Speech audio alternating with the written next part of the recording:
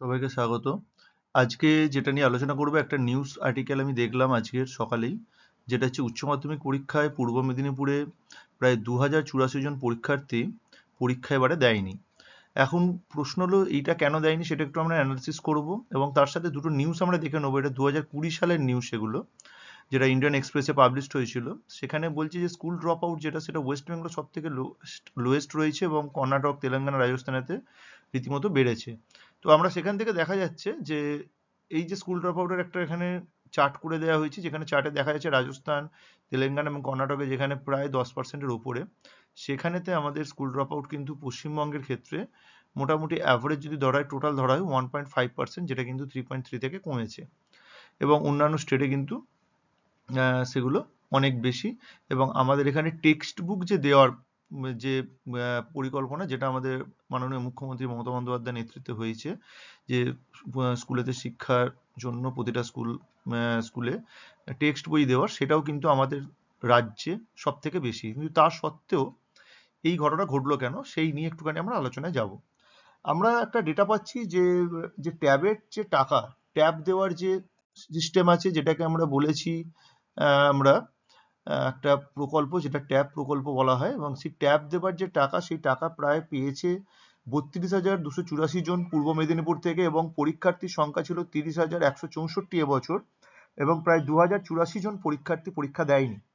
তো এর কারণ হিসেবে আমাদের বিভিন্ন জন বিভিন্ন কথা বলছে, এবং একজন একটি স্কুলের ভীমদেব আদর্শ বিদ্যাপীঠের যে প্রধান শিক্ষক, উনি একটা বক্তব্য রাখছেন যে অনেক ছেলে মেয়ে নাকি কাজে ইনভলভ হয়ে গেছে, এবং সেটা একটা কারণ।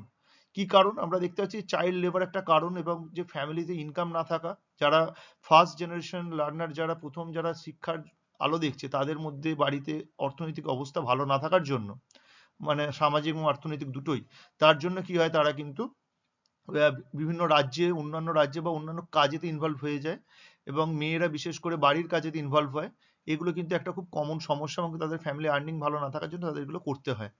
এছাড়াও কি রয়েছে, তাদের মধ্যে অ্যাওয়ারনেসের একটা অভাব রয়েছে, যে ল্যাক অফ অ্যাওয়ারনেস রয়েছে, তাদের যে স্কুল এডুকেশন কতটা দরকার বা কতটা জরুরি, বা ভবিষ্যতে এডুকেশন তাদের কি দিতে পারে, এবং এডুকেশন যে তাদের একটা যে লিগাল রাইট, সেটাও তারা কিন্তু জানে না। এবং জেন্ডার ইনইকুয়ালিটি যেটা রয়েছে, সেটাও একটা বড় প্রবলেম। স্কুলের ক্ষেত্রে দেখা যায় যে মেয়েরা বিশেষ করে স্কুল থেকে অনেক বেশি স্কুল ছুট হয়। তো সেগুলোকে আটকানোর জন্য আমাদের রাজ্য সরকার কিন্তু অনেক ব্যবস্থা করেছে, যেরকম কন্যাশ্রী প্রকল্প, একটা বড় প্রকল্প, সবুজ সাথী, কন্যাশ্রী, এই প্রকল্পের মাধ্যমে কিন্তু মেয়েরা এখন অনেক বেশি স্কুলেতে আসে, এবং সেটার ক্ষেত্রে কিন্তু একটা ইম্প্যাক্ট রয়েছে। এছাড়া কি রয়েছে, বিভিন্ন রকম যে স্কুলগুলোতে আছে সেগুলোতে ড্রপ আউট হচ্ছে, সেখানে যদি আমরা পেরেন্টসদের এবং তাদের কমিউনিটিকে যদি ইনভলভ করতে পারি, তাহলে কিন্তু আমরা সেখান থেকে সেটাকে প্রিভেন্ট করতে পারবো। এছাড়াও এই ড্রপ আউটকে কমানোর জন্য গ্রামীণ অঞ্চলে আমরা যে সমস্ত বেসিক ফেসিলিটি যেগুলো আছে, যেগুলো নেই, ধরুন কোনো জায়গায় হয়তো টয়লেট পাওয়া যাচ্ছে না, বা টয়লেটে ঠিকমতো পরিষ্কার নয়, সেইগুলো যদি করা যায়, তাহলে মনে হয় আরো বেশি এগুলো কিন্তু বাড়বে, মহিলারা কিন্তু বা মেয়েরা কিন্তু বেশি যেতে পারবে। তো এবার যেটা কথা হচ্ছে, তরুণের স্বপ্ন প্রকল্প, এটা 2020 সালে আমার মোস্ট প্রবাবলি এসেছিল, যেখানে ট্যাবলেট স্কিম বা ট্যাব প্রকল্প ছিল, এবং সেটা পরবর্তীকালে 2021 সালে নামকরণ চেঞ্জ হয়।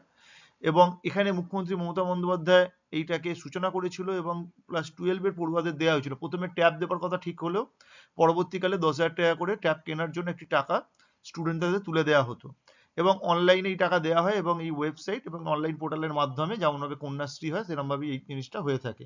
তো কিন্তু দেখা যাচ্ছে এই টাকা নেবার পরও আমরা যে ডেটাটা প্রথমে বললাম, যে প্রায় 32,284 জন পূর্ব মেদিনীপুর থেকে টাকা নিয়েছিল, এবং সেখান থেকে 30,164 জন পরীক্ষা দিয়েছে, এবং 2,084 জন পরীক্ষা দেয়নি। এর কারণ কিন্তু একটাই মনে হচ্ছে, যেটা হচ্ছে বিভিন্ন রকম ভাবে তারা বিভিন্ন কাজে ইনভলভ হয়ে যাচ্ছে, এবং সেটাকে আরো একটু ভালোভাবে যদি আমরা প্রিভেন্ট করতে পারি, সরকার যদি আহ, একটা একটুখানি তদন্ত করে দেখে কি হয়েছে এক্স্যাক্টলি কারণ স্কুল শিক্ষা দপ্তর থেকে, আমার মনে হয় তাহলে অরিজিনাল যে কারণ বা অ্যাকচুয়াল কি কারণ সেটা বেরিয়ে আসবে।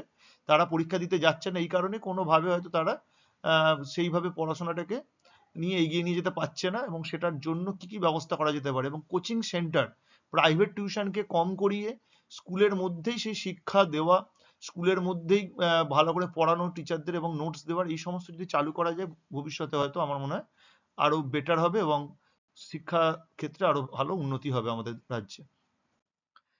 এবং সর্বশেষে যদি ভালো লাগে চ্যানেলটা অবশ্যই সাবস্ক্রাইব এবং শেয়ার করে দেবেন আপনারা সকলে, এবং নেক্সট আমরা এরকম নিউজ রিলেটেড আরও কিছু নিয়ে আসবো ভিডিও, যেগুলো আমাদের শিক্ষার ক্ষেত্রে কোনোভাবে এডুকেশন সেক্টরকে ইম্প্যাক্ট করে সেই টাইপের আসবে, এবং কোনো যদি সাজেশন থেকে তাহলে সেটা অবশ্যই আপনারা জানান, আমরা নিশ্চিতভাবে কমেন্টে জানালে সেগুলো নিয়ে ভিডিও করার চেষ্টা করব।